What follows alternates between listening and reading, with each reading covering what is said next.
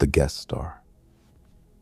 Right now, somewhere out there in the endless dark, a monster could be charging up a death ray aimed straight at Earth.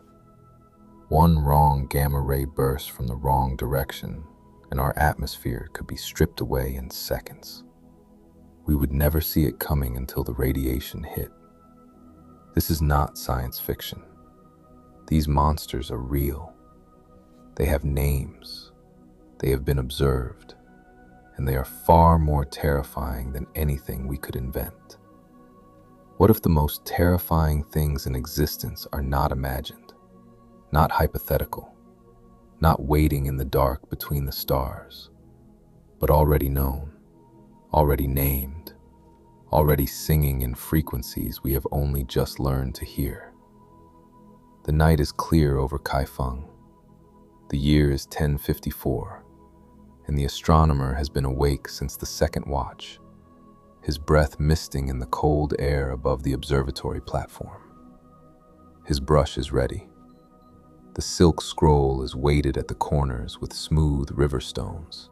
He is a court official of the Song dynasty, a man whose duty is to read the sky for signs of war, of harvest, of the emperor's fortune. And tonight, the sky is giving him something he has no category for. A star has appeared where no star was before. Not a faint smudge at the edge of vision, not a comet trailing its pale hair across the constellations. A point of light, hard and brilliant, in the constellation the Chinese call Tianguan, the celestial gate. It is bright enough to read by, bright enough to cast a faint shadow from the carved stone railing of the platform. He can see it now, in the hour before dawn, competing with the risen sun and winning. He writes, "A guest star appeared. It was visible by day, like Venus." He does not know what he is seeing. He cannot know.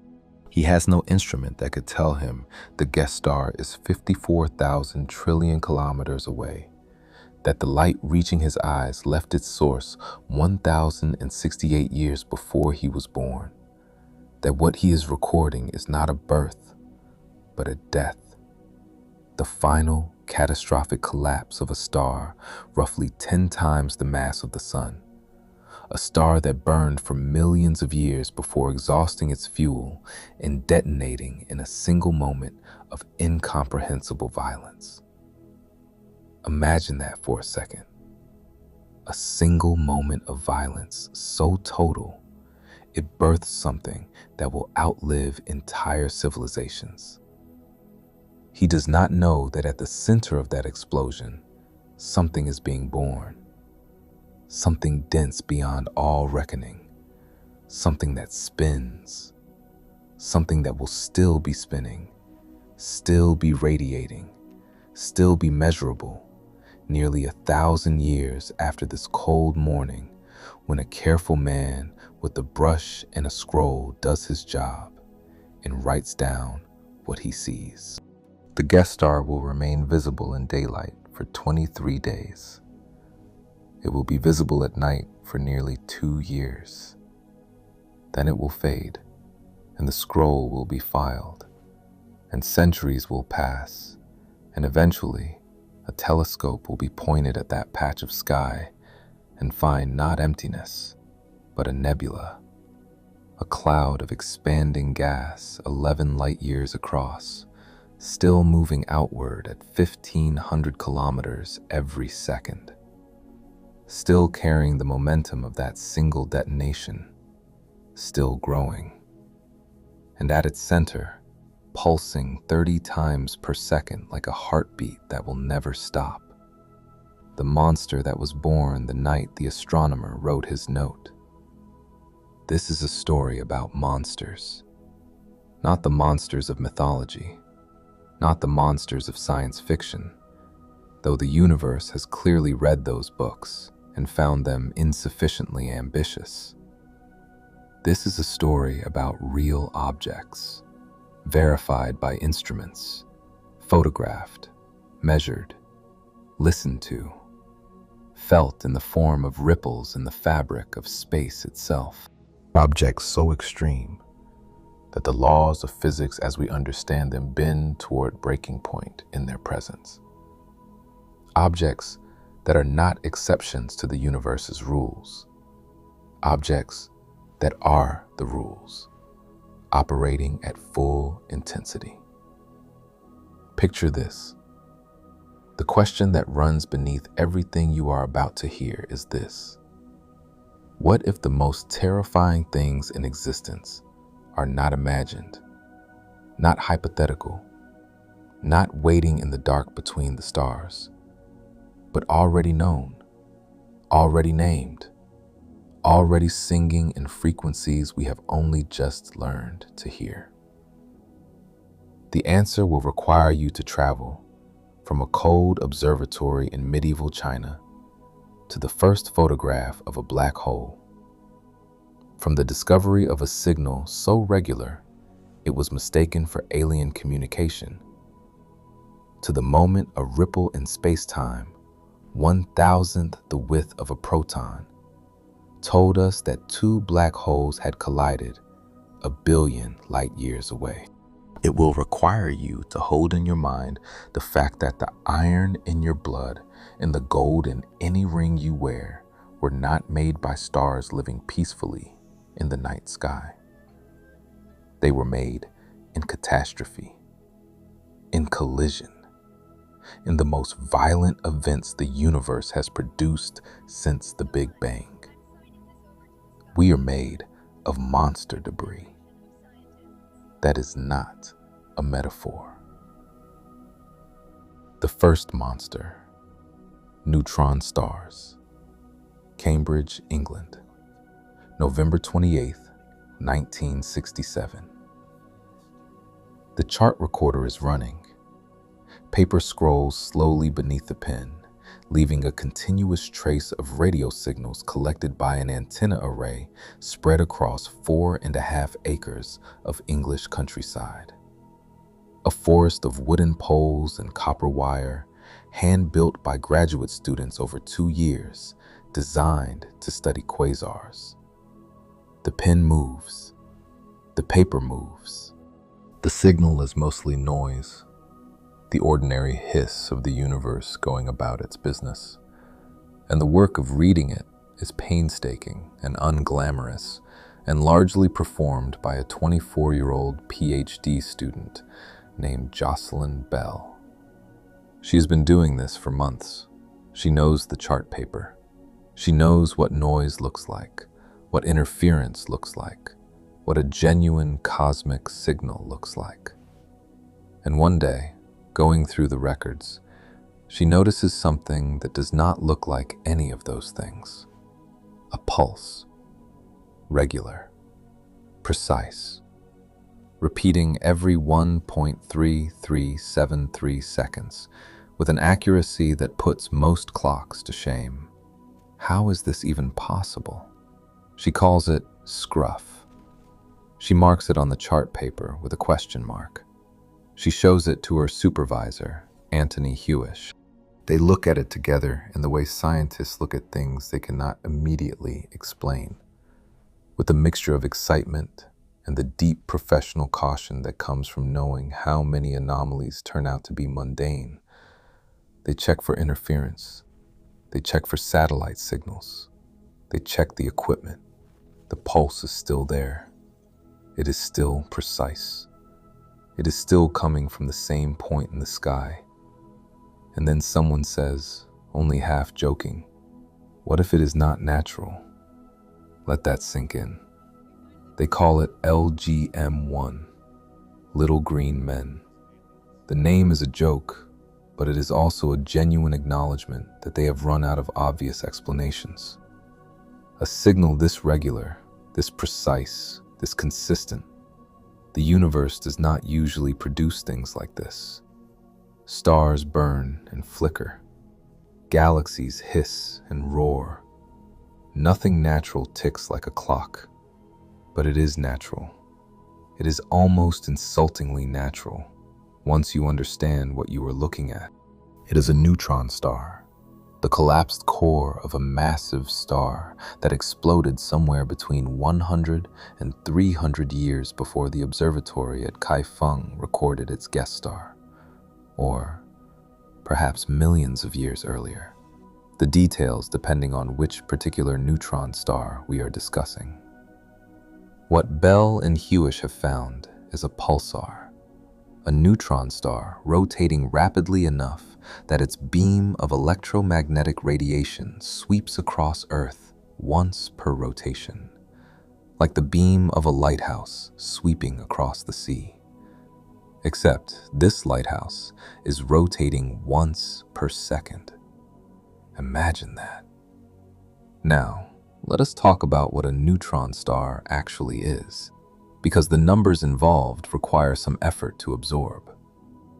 When a massive star, somewhere between 8 and 20 times the mass of our Sun, exhausts its nuclear fuel, its core collapses. Not slowly, not gradually.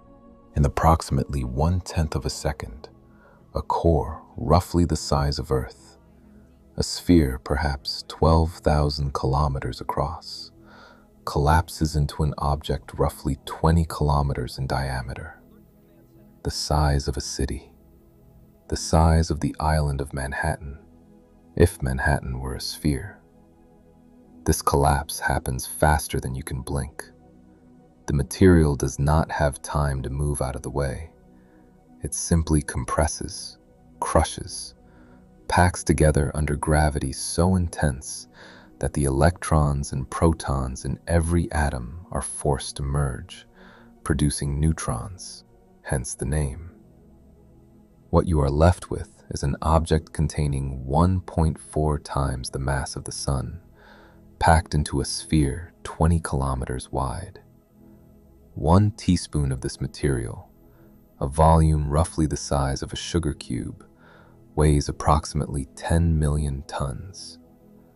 That is the combined mass of every human being alive on Earth today, in a volume you could hold between your fingers. The surface gravity is approximately 200 billion times the gravity of Earth.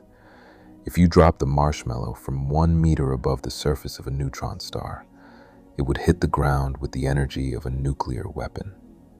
Picture it crushing everything instantly. The surface itself is extraordinary. The outer crust is a crystalline lattice of neutron-rich atomic nuclei, harder than any material that has ever existed or could ever exist on Earth. Its breaking strain is roughly 10 billion times greater than steel. The surface is smooth to within millimeters. Any mountain taller than about 5 millimeters would be crushed flat by gravity before it could form. Occasionally, the crust cracks, a starquake, releasing energy equivalent to thousands of nuclear bombs in milliseconds. The star rings like a struck bell, but the bell is made of material that does not exist anywhere else in the universe. And it spins. Bell and Hewish's pulsar spins just over once per second. That was remarkable enough. But in the decades since 1967, astronomers have found pulsars that spin faster, much faster.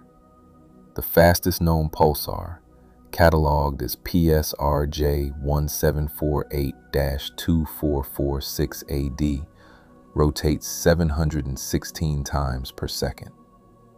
Not 716 times per minute, per second.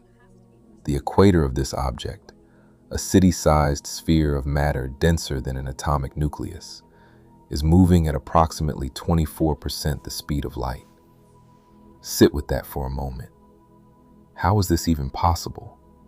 An object the size of a city, more massive than the Sun, spinning so fast that its surface moves at a quarter of the speed of light.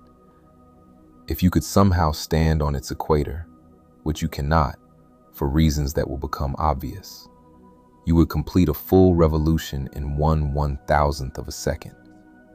The centrifugal force would be enough to tear apart any ordinary matter. The only reason the neutron star holds together is that gravity is stronger. But neutron stars have a variant, a subspecies, a version so extreme that even within the category of neutron stars, objects that are already the most extreme material bodies in the universe, they stand apart. They are called magnetars. The magnetic field of Earth is approximately half a Gauss.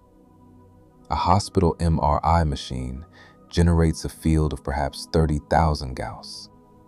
A magnetar generates a field of between 100 trillion and 1 quadrillion Gauss. This is not a difference of degree. It is a difference of kind. The magnetic field of a magnetar is so intense that it distorts the very structure of the quantum vacuum, the seething, particle-filled emptiness of space itself.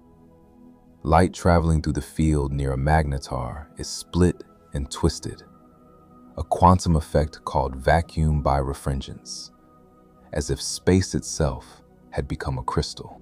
The field is so strong that at a distance of 1,000 kilometers, roughly the distance from London to Edinburgh, it would be powerful enough to pull the iron atoms out of the hemoglobin in your blood. On December 27, 2004, a magnetar 50,000 light-years away, cataloged as SGR 1806-20, located on the far side of our own galaxy, released a flare of gamma radiation. In 0.2 of a second, this single event released more energy than our sun emits in 250,000 years. The flare crossed 50,000 light-years of space and arrived at Earth still carrying enough energy to measurably ionize the upper atmosphere. Instruments around the world registered the event. The ionization was comparable to a moderate solar flare from a source on the other side of the galaxy. If SGR 1806-20 had been 10 light-years away rather than 50,000, the flare would have stripped Earth's atmosphere and ended complex life. Imagine that terror. It was not 10 light-years away. It was 50,000, and it still reached us. Jocelyn Bell Burnell, who first noticed the scruff on the chart paper, who spent months analyzing the data by hand, who made the discovery that opened the entire field of pulsar astronomy. She did not share the Nobel Prize in Physics awarded in 1974 for the discovery of pulsars. The prize went to her supervisor, Anthony Hewish, and to Martin Ryle. Bell Burnell was not included. This is a documented fact, and it has been discussed and debated in the scientific community for decades. Bell Burnell herself has addressed it with a grace that the situation did not require. She has since received numerous other honors, including the Special Breakthrough Prize in Fundamental Physics in 2018, which came with a prize of $3 million, all of which she donated to fund scholarships for underrepresented groups in physics. The signal she found is still out there, still ticking. 1.3373 seconds between each pulse. Precise as a clock. More precise than any clock humans had built in 1967. A dead star, spinning in the dark, broadcasting its existence to anyone with the instruments to listen. The birth scream, supernovae. Before the neutron star, there is the explosion. Picture the violence building inside. Before the explosion, there is a star, a massive star, burning hydrogen into helium, helium into carbon, carbon into neon, neon into oxygen, oxygen into silicon, silicon into iron. Each fusion reaction releases energy, and that energy is what holds the star up against the crushing inward pull of its own gravity. The star is a negotiation between two forces, gravity pulling inward, radiation pressure pushing outward. For millions of years, the negotiation holds. Iron ends it. How terrifying is that? Iron is the final product. Iron cannot be fused to release energy. Fusing iron consumes energy rather than releasing it. When the core of a massive star accumulates enough iron, roughly 1.4 times the mass of the Sun, the Chandrasekhar limit, the negotiation collapses. The radiation pressure drops. Gravity wins. Instantly and absolutely. In approximately 1/10 of a second, the iron core, a sphere roughly the size of Earth, 12,000 kilometers across, collapses to a neutron star 20 kilometers in diameter. The collapse is so sudden, so total, that the infalling outer layers of the star have not yet received the news. They are still falling inward when the newly formed neutron star's surface, impossibly rigid, rebounds the collapse into a shock wave. The shock wave tears outward through the star at tens of thousands of kilometers per second. It takes hours to reach the surface. Imagine the star looking perfectly normal from outside, while chaos rages inside. From the outside, the star looks normal for those hours. No visible sign of the catastrophe happening inside. The surface is still shining, still burning, still the same star it was yesterday. And then the shockwave breaks through. A flash of ultraviolet and X-ray light lasting minutes, called shock breakout, and the star begins to die visibly. The brightness climbs. Over days, the exploding star brightens until it outshines every other star in its galaxy. Every single one of the 100 billion stars in that galaxy, combined, may be outshone by this single dying point of light. This is a supernova. But the light is almost a footnote. The real event is invisible. In the first seconds of the core collapse, the newly forming neutron star releases a flood of neutrinos, particles so small, so weakly interacting, that they pass through ordinary matter as if it were not there. They pass through rock, through water, through the entire bulk of the Earth without noticing it. The core collapse produces approximately 10 to the power of 58 of them. That number is written out as a 1 followed by 58 zeros. And it is not a number that human intuition can meaningfully process. So instead, consider this. 99% of the energy released by a core collapse supernova is carried away by neutrinos. The light show, the brilliant explosion that outshines a galaxy, represents only 1% of the total energy output. On February 23, 1987, a star in the Large Magellanic Cloud, a small galaxy orbiting our own, approximately 168,000 light-years away, went supernova. Astronomers had cataloged the star as Sanduleak -69 degrees 202, a blue supergiant. When the neutrino detectors buried deep underground in Japan, the United States, and the Soviet Union registered an anomalous burst, the signal had already been traveling for 168,000 years. The light arrived at Earth the same day, within hours of the neutrino burst. 24 neutrinos were detected. Just 24 from instruments designed to catch them, from a star that released 10 to the 58. And yet, in the moment that SN 1987A exploded, approximately 100 billion neutrinos passed through every square centimeter of your body, through you, through the floor beneath you, through the earth below that. out the other side and into space. You felt nothing. You will never feel nothing more thoroughly than you felt that. Let that sink in.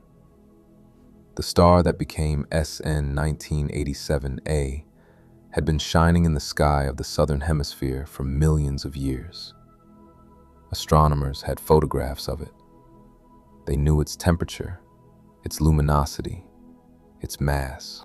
And then it was gone, replaced by an expanding cloud of superheated gas, a new nebula, still growing, still moving outward, still carrying the fingerprints of the elements forged in the explosion. Iron, nickel, cobalt, and traces of heavier elements assembled in the chaos of the collapse. Now, look up on a clear winter night in the northern hemisphere and find Orion, the hunter, with his belt of 3 stars and his raised arm. The upper left shoulder of Orion is a star called Betelgeuse, and even to the naked eye, it is visibly different from the stars around it. It is orange-red, the color of a dying coal, because it is a red supergiant, a star in the late stages of its life, roughly 700 light-years away, with a mass perhaps 20 times that of the Sun, and a diameter so enormous that if placed at the center of our solar system, its surface would extend beyond the orbit of Jupiter. Betelgeuse will go supernova. The scientific estimate is within the next 100,000 years, which is soon on astronomical timescales, though it offers little urgency for human planning. When it does, it will be visible in daylight. It will cast shadows at night. It will be the brightest object in the sky other than the sun and moon. The light will take 700 years to reach us, which means the explosion may already have happened. Betelgeuse may already be dead, and the light is simply not here yet. In 2019 and 2020, Betelgeuse dimmed dramatically, noticeably, visibly to amateur astronomers with backyard telescopes. The astronomical community called it the Great Dimming, and for a brief period the speculation ran hot. Was this the beginning of the end? Subsequent analysis, confirmed by Hubble Space Telescope observations in 2022, showed that the dimming was caused by a massive surface eruption, a convective plume of hot plasma that blasted material off the star's surface, creating a cloud of dust that temporarily obscured the light. Not a supernova, a burp, a warning perhaps, or simply the ordinary violence of a star in its final chapter. The Crab Nebula, the remnant of the explosion the Chinese astronomer recorded in 1054, is what Betelgeuse will leave behind. Today, 970 years after the explosion, the nebula is 11 light-years across. Its filaments of ionized hydrogen glow red-orange, tendrils of gas still moving outward at 1,500 kilometers per second, still carrying the momentum of that single moment of collapse. At the center, the Crab pulsar rotates 30 times per second, its beam sweeping the sky, its heartbeat as regular as a metronome. The monster the astronomers saw being born is still there, still beating. It will be beating long after every human civilization that has ever existed has been forgotten. The abyss, black holes. In 1783, a clergyman and amateur scientist named John Michell sat down and worked through the mathematics of escape velocity, the speed required to escape the gravitational pull of an object. He asked a question that no one had thought to ask before. What if a star were massive enough or dense enough that the escape velocity at its surface exceeded the speed of light? The answer followed logically. Light could not escape. The star would be invisible. He called it a dark star. The concept was noted and largely forgotten for nearly 2 centuries. It was revived in the 20th century as general relativity gave physicists a proper mathematical framework for extreme gravity. But the term that stuck, the term that captured the imagination of the public and the dread of the physics community, was coined in 1967 by the American physicist John Archibald Wheeler, who had a gift for language as well as mathematics. Black hole. 2 words: absolute, final. The name does exactly what a good name should. It tells you everything and nothing simultaneously. Imagine falling toward one. On April 10th, 2019, the Event Horizon Telescope collaboration released an image. It was not a photograph in any conventional sense. It was a reconstruction assembled from radio telescope data collected simultaneously by 8 observatories distributed across the globe, from Hawaii to the South Pole, using a technique called very long baseline interferometry. The effective aperture of the instrument was the diameter of the Earth. It had to be. The target was a black hole at the center of the galaxy Messier 87, 55 million light-years away, with a mass of 6.5 billion times the mass of the Sun. And even at that size, at that distance, the angular resolution required to image it was equivalent to reading a newspaper in New York from a cafe in Paris. The image shows a bright ring of orange-gold light, asymmetric, brighter on one side because the plasma on that side is moving toward us, its light Doppler boosted into greater brightness. At the center, darkness, the shadow of the event horizon. Not the black hole itself. The black hole has no visible surface, but the region where light, bent and trapped by gravity, can no longer escape to reach us. That darkness is 6.5 billion solar masses. 3 years later, on May 12th, 2022, the same collaboration released a second image. This time the target was closer, 26,000 light-years away, at the center of our own Milky Way, Sagittarius A star, 4 million solar masses. The event horizon of Sagittarius A star is approximately 24 million kilometers in diameter, roughly 17 times the diameter of the Sun. It sits at the center of the galaxy we live in, and everything in the Milky Way. Every star, every planet, every nebula, every neutron star orbits around it, slowly, over hundreds of millions of years. These are not the largest black holes known. TON 618 is a quasar, an active galactic nucleus, located approximately 10.4 billion light-years from Earth. The black hole at its center has a mass of approximately 66 billion solar masses. Its Schwarzschild radius, the radius of its event horizon, is approximately 1,300 astronomical units. 1 astronomical unit is the distance from Earth to the Sun. The event horizon of TON 618 is larger than the entire solar system, larger than the inner edge of the Oort cloud, the vast shell of comets that marks the outermost boundary of the Sun's gravitational influence. If you were to fall into a stellar mass black hole, one with a mass comparable to a few suns, the experience would be violent in a very specific way.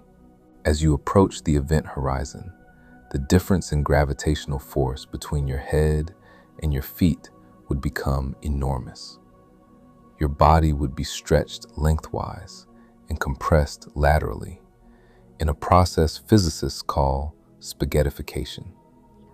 Not a sudden tearing, but a gradual elongation, like taffy being pulled, until you were a strand of atoms thousands of kilometers long. You would not survive to cross the event horizon. If you were to fall into a supermassive black hole, something on the scale of M87 star or larger, the experience would be different in a way that is somehow more disturbing. The tidal forces at the event horizon of a sufficiently massive black hole are gentle enough that you could cross it without feeling anything unusual. No alarm, no sensation, no visible marker. You would cross the point of no return and continue falling. And only gradually, as you tried to communicate with the universe outside and found your signals unable to escape, would you understand what had happened. You were inside. The universe you came from is now unreachable. Not far away, not difficult to reach. Unreachable as a matter of physical law. And time behaves strangely here. From the perspective of an observer watching you fall, watching from a safe distance through a telescope, your fall would appear to slow as you approach the event horizon.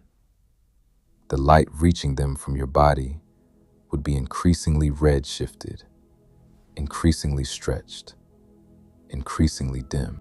You would appear to freeze at the horizon, fading slowly to invisibility, never quite crossing, suspended in a perpetual almost arrival. From your own perspective, you cross the horizon in finite time, fall onward, and meet whatever waits inside. A singularity, perhaps, or something our current physics cannot describe, because our current physics breaks down at the singularity. The equations produce infinities.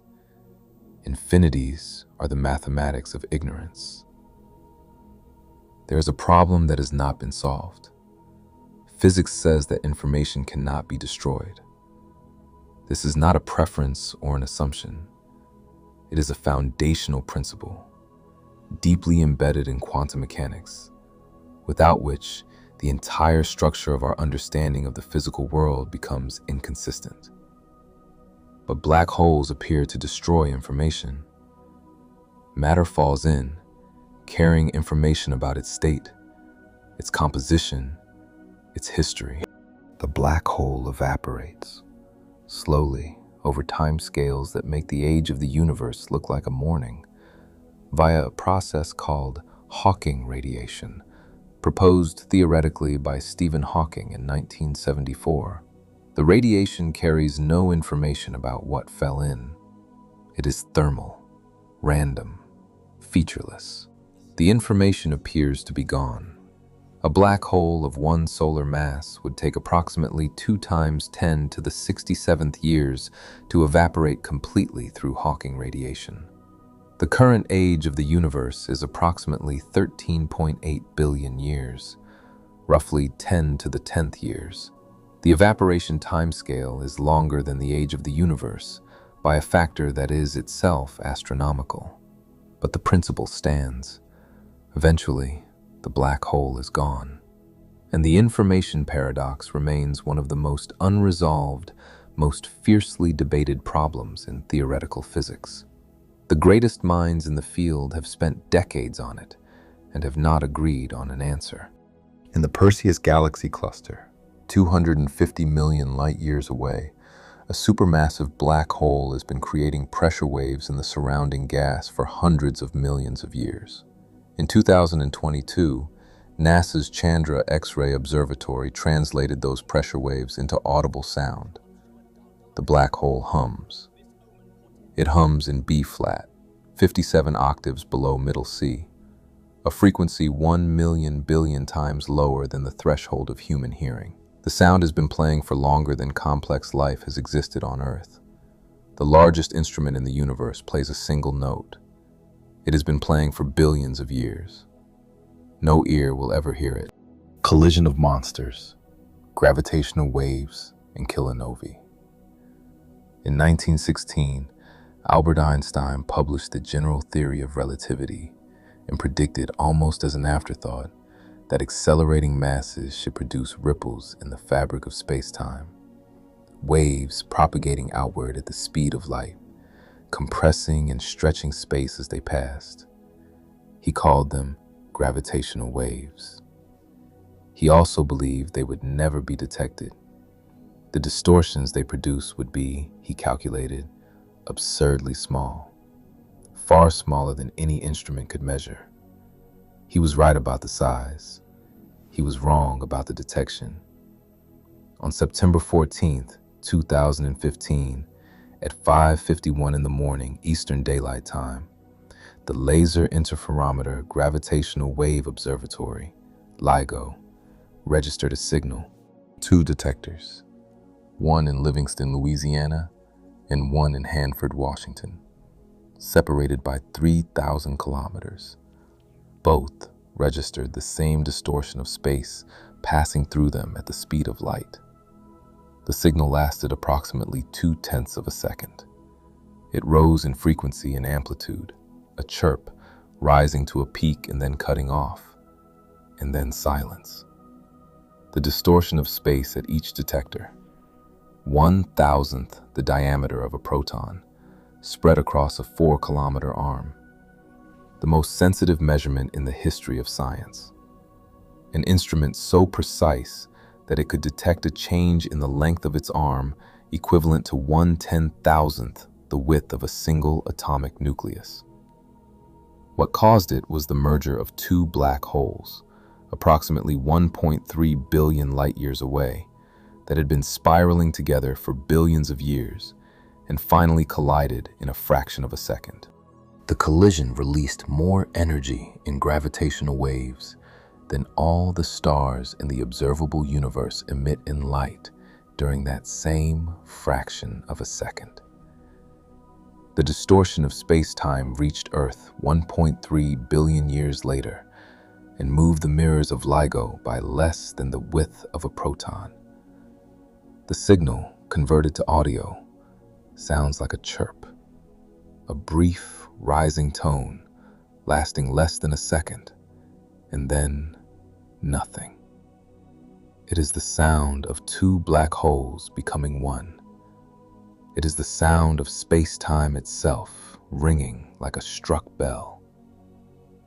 2 years later, on August 17th, 2017, LIGO and its European partner Virgo detected a different kind of signal.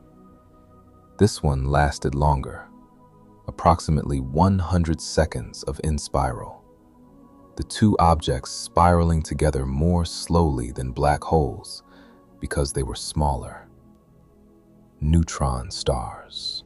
Two neutron stars, each roughly 20 kilometers in diameter, each roughly 1.5 times the mass of the Sun, spiraling together over billions of years and finally merging in a collision called a kilonova. This time, telescopes were ready. The gravitational wave signal gave astronomers approximately 40 seconds of warning, 40 seconds between the detection of the in-spiral and the predicted merger, and observatories around the world swung to point at the source. They found it. A fading glow in a galaxy called NGC 4993, approximately 130 million light-years away. The glow was blue at first, a brilliant, hot blue, and then over days, it shifted to red, fading slowly as the debris of the collision expanded and cooled. The color shift told the story. The blue phase, lighter elements, synthesized in the collision and ejected at high speed, glowing hot. The red phase, heavier elements, moving more slowly, cooling more gradually. And among those heavy elements, confirmed by spectroscopic analysis of the light, were gold, platinum, uranium, the entire suite of elements heavier than iron that cannot be made in ordinary stellar fusion, that require the extreme conditions of a neutron star collision to assemble. Every gold atom on Earth was made this way. Not in a star, not in a nebula, in a collision between two dead stars, somewhere in the universe's past, billions of years before the solar system formed. The collision scattered its debris across space, and eventually that debris became part of a cloud of gas and dust, and that cloud collapsed under its own gravity, and a star formed, our sun, and around it the planets, and on one of those planets, life, and eventually creatures that dig gold out of the ground and shape it into rings and wear it on their fingers to signify love. Hold a gold ring up to the light. The gold in it was forged in a catastrophe. It is older than the solar system. It traveled billions of light years before it ended up in the ground beneath someone's feet. The ring is not just jewelry. It is a piece of cosmic violence, polished smooth. Imagine that every time you wear it. The death ray, gamma ray bursts. There is a class of event that makes supernovae look modest. Gamma ray bursts were first detected in the late 1960s by military satellites designed to monitor for violations of the Nuclear Test Ban Treaty. The satellites were looking for gamma radiation from nuclear explosions. They found gamma radiation, but it was coming from space. Classified for years, the data was eventually declassified and released to the scientific community in 1973. No one knew what they were looking at. Decades of observation and analysis eventually produced a picture. Gamma ray bursts come in two varieties. Long bursts, lasting more than 2 seconds, are associated with the core collapse of extremely massive stars, specifically the formation of black holes rather than neutron stars. Short bursts, lasting less than 2 seconds, are associated with neutron star mergers. In both cases, the mechanism involves the formation of a relativistic jet, a beam of plasma and radiation fired from the poles of the collapsing or merging object at velocities approaching the speed of light with terrifying precision. Approaching. How close? The jet material in some gamma-ray bursts moves at 99.9995% of the speed of light. The Lorentz factor, the relativistic measure of how close to light speed an object is moving, reaches 300 in some cases. At this velocity, time dilation is extreme. What takes seconds in the frame of the jet takes minutes in our frame. The jet is a needle of pure energy, narrower than 1 degree in some cases, threading through the universe for billions of light years. A typical gamma-ray burst releases more energy in seconds to minutes than the sun will emit across its entire 10 billion year lifetime. The event GRB 080916C, detected in 2008, released an estimated 8.8 times 10 to the 47th joules, equivalent to converting approximately 5 solar masses entirely into energy in a matter of seconds. Approximately 1 gamma-ray burst is detected somewhere in the observable universe every day. Most are billions of light years away.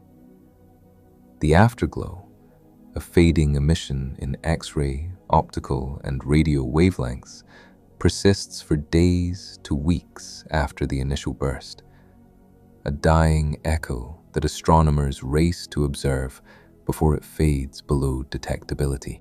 If a gamma-ray burst were aimed at Earth from within approximately 6,000 to 8,000 light-years, a small fraction of the Milky Way's diameter, the consequences would be severe. The gamma radiation would arrive at the speed of light with no warning. There would be no flash visible to the naked eye. The damage would be done to the upper atmosphere before any visible effect reached the surface. The gamma rays would photodissociate ozone molecules, stripping the ozone layer. Nitrogen in the atmosphere would be converted to nitrogen dioxide, turning the sky a sickly brown. Ultraviolet radiation from the sun, no longer blocked, would flood the surface. Photosynthesis would collapse. Food chains would unravel.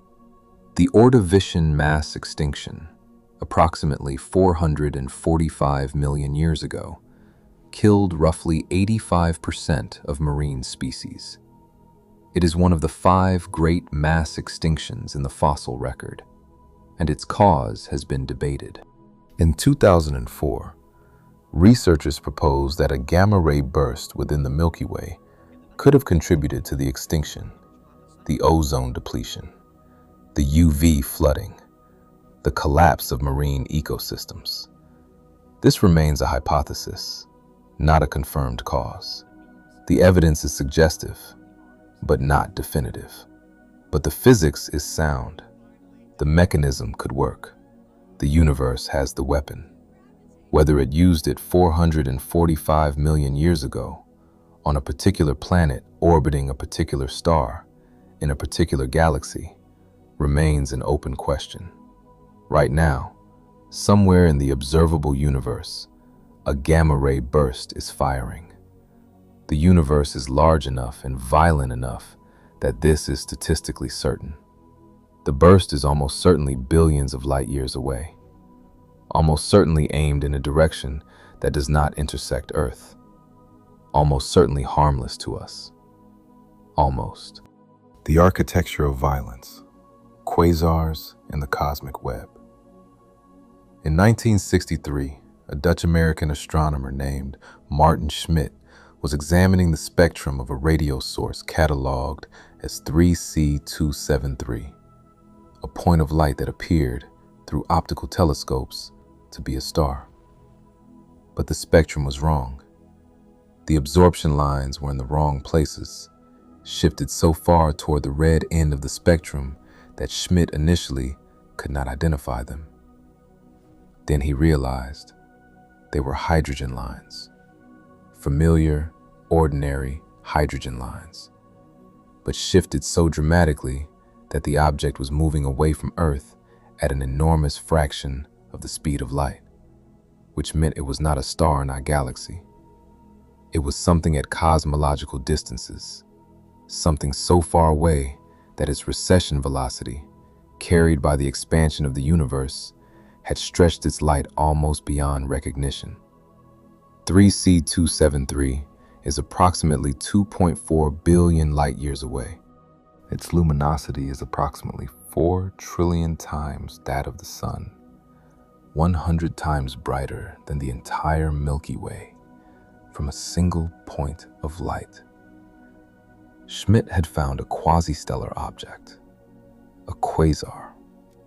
Quasars are the active nuclei of distant galaxies, powered by supermassive black holes consuming matter at extreme rates.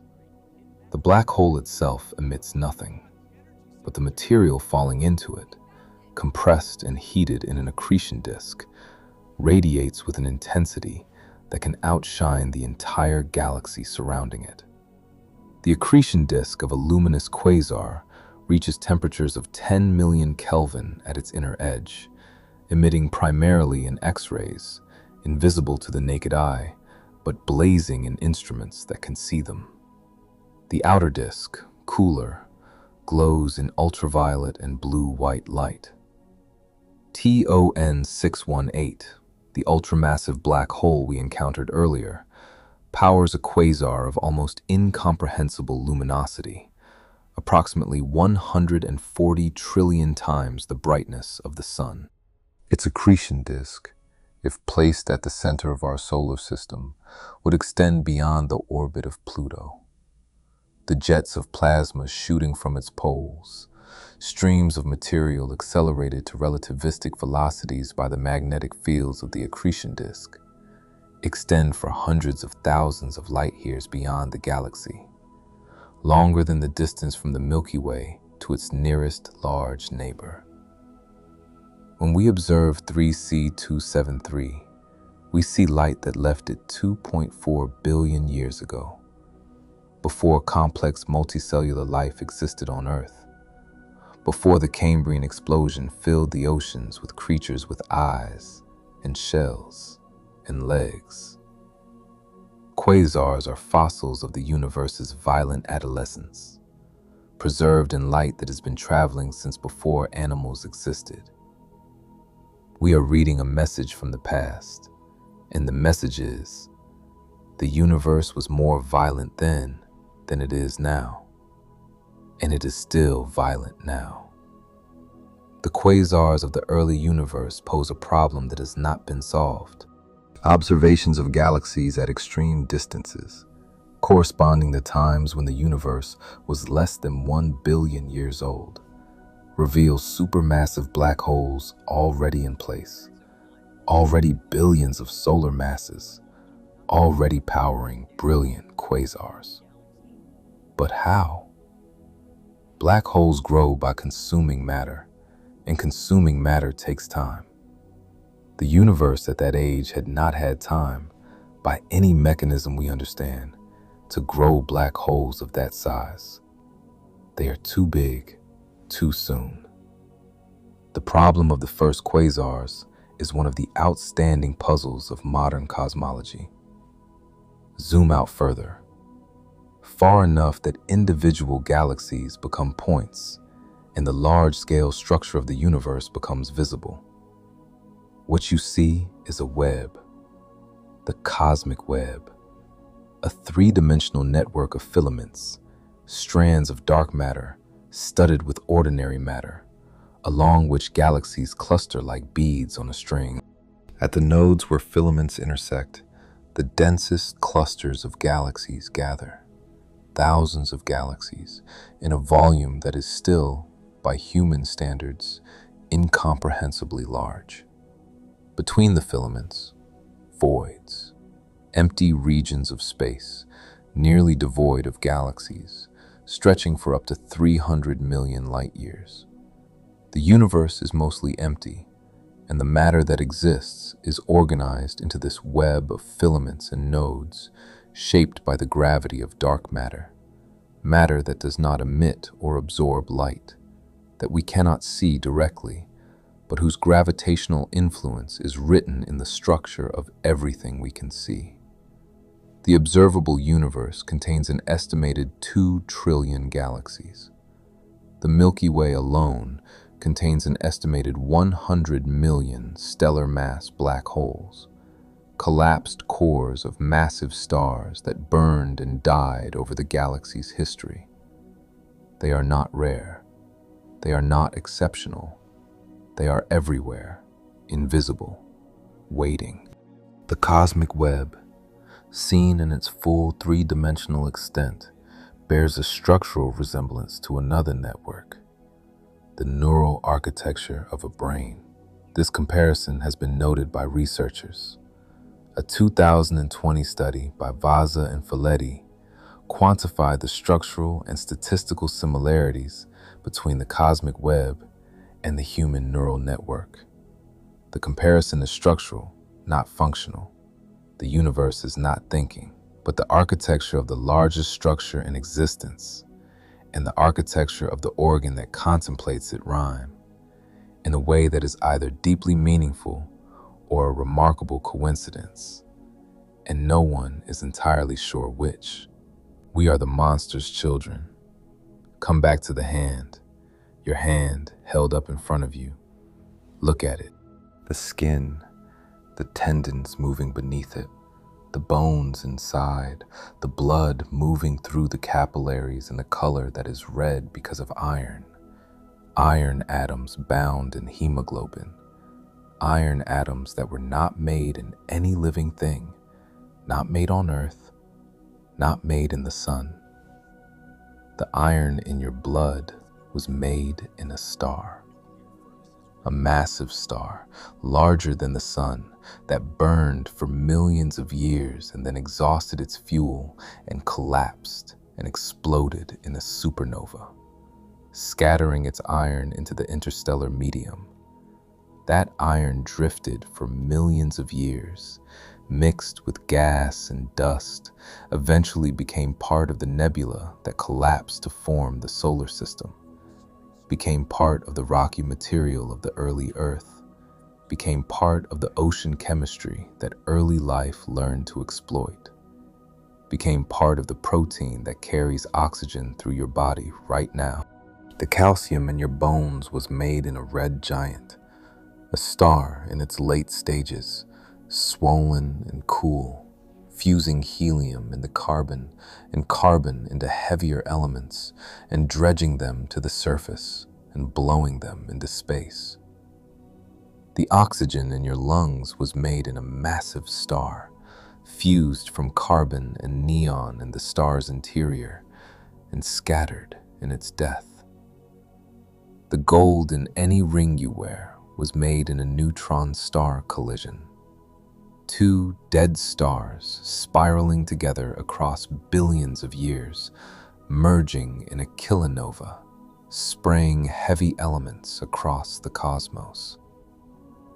You are not made of star stuff in the way a poet means it, as a metaphor for connection, for wonder, for the smallness of human concerns against the backdrop of the cosmos. You were made of star stuff in the way a chemist means it. The atoms in your body were forged in stellar interiors and stellar explosions and stellar collisions.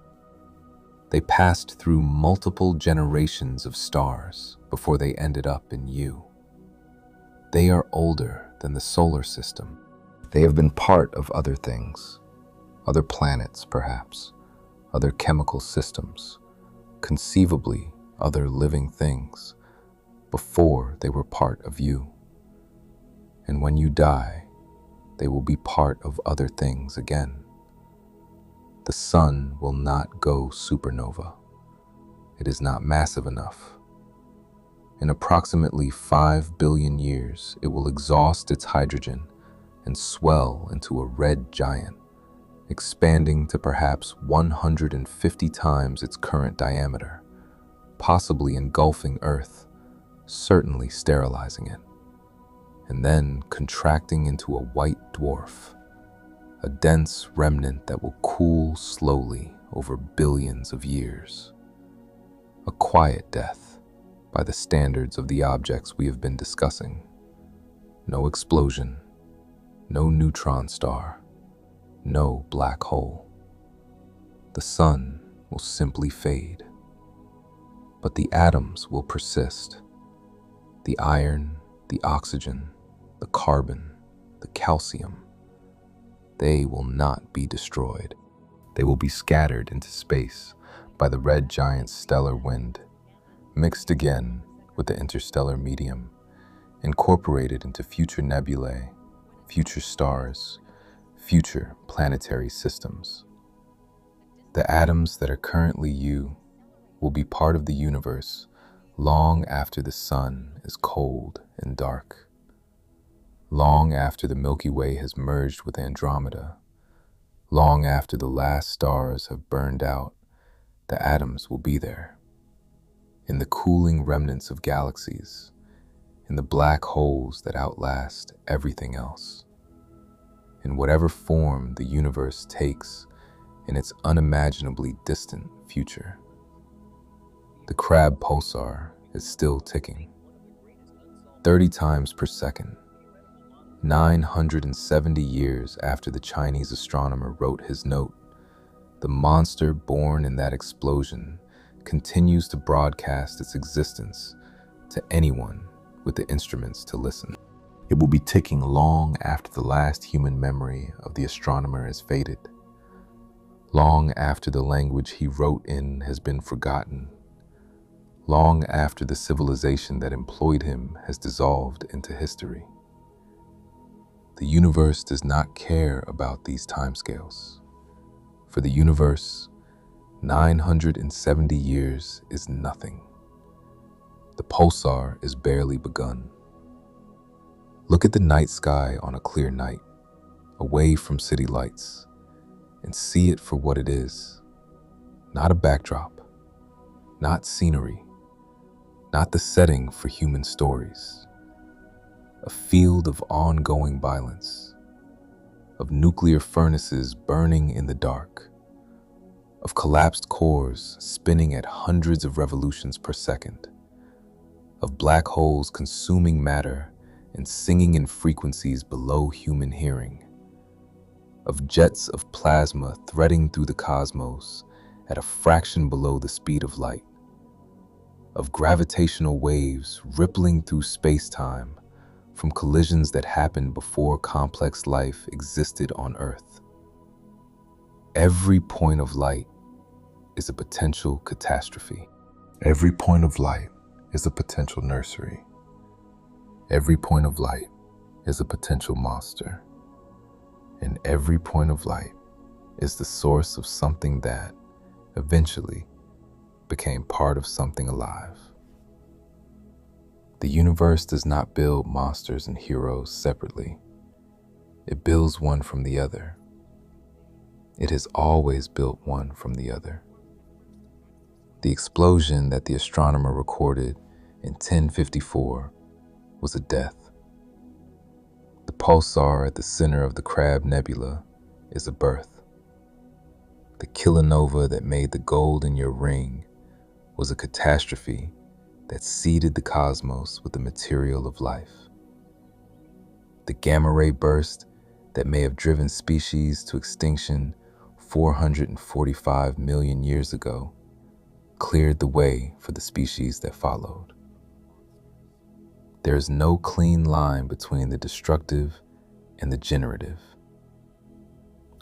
There is only the universe working at full intensity, making everything from everything else, wasting nothing, stopping for nothing, playing its single note 57 octaves below what any ear can hear, spinning its pulsars in the dark, growing its black holes in the hearts of galaxies, threading its jets across billions of light years toward destinations it does not choose and cannot know.